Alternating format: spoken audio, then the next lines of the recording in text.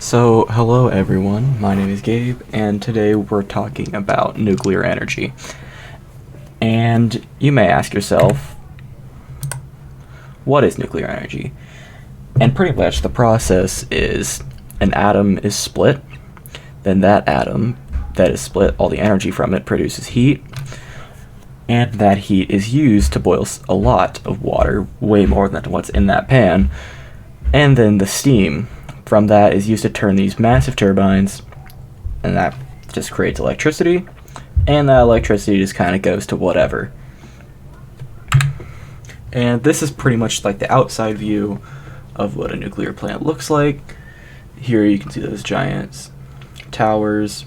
That's where all the steam goes, and it's cleaned. So who developed that? His name was Enrico Fermi. He was an Italian scientist, and he pretty much got his inspiration from that. Yeah, the US did something in World War II to Japan that ended up with something like this. And he pretty much thought to himself, what if, instead of destroying cities, they just decided to make it power cities?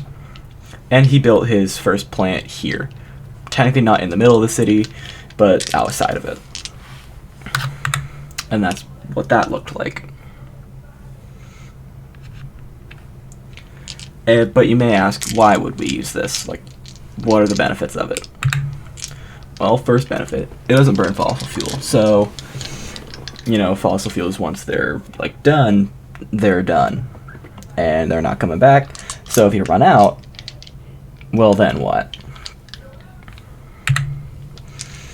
Second reason, it's got the second lowest carbon footprint out of any other energy source.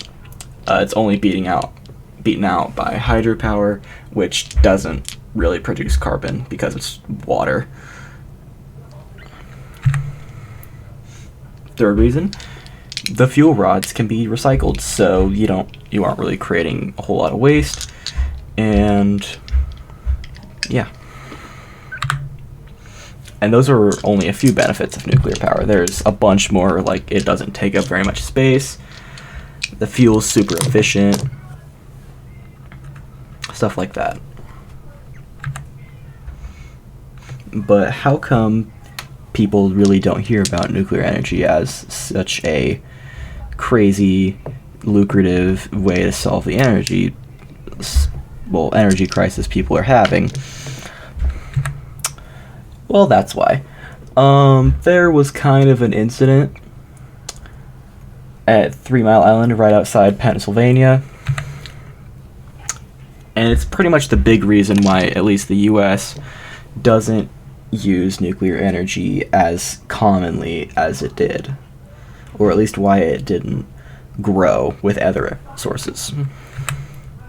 So what was that?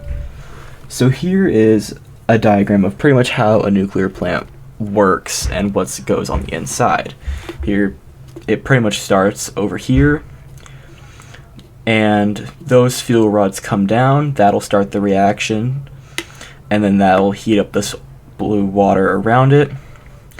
All the steam will go up here, turn the turbines, and then go out here, while the water goes here and is scrubbed of all the impurities and is released into steam. So what happened?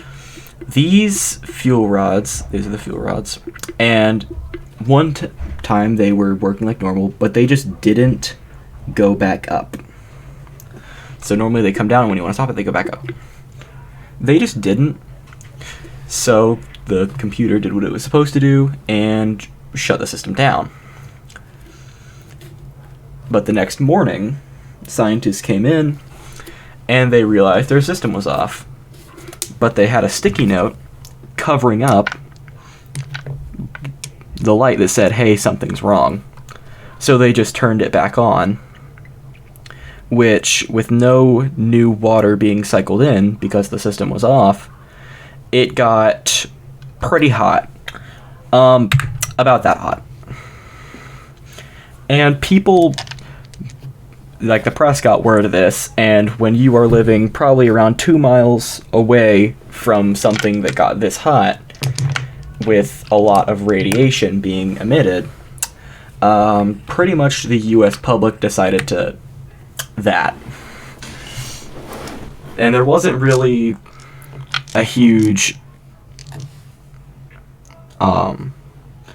actual threat at 3 Mile Island.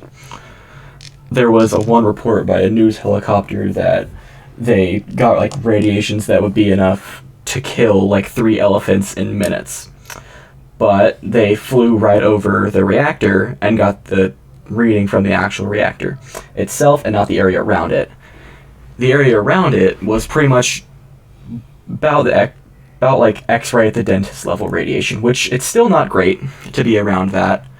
Wouldn't recommend it, but it's not surface of the sun bad. So that's pretty much the main reason why they aren't being really mass-produced anymore. They never were really mass-produced, but they were built. But there are still some around today. And there's one in Burlington, Kansas, and that provides power for a lot of the Midwest. And yeah, thank you.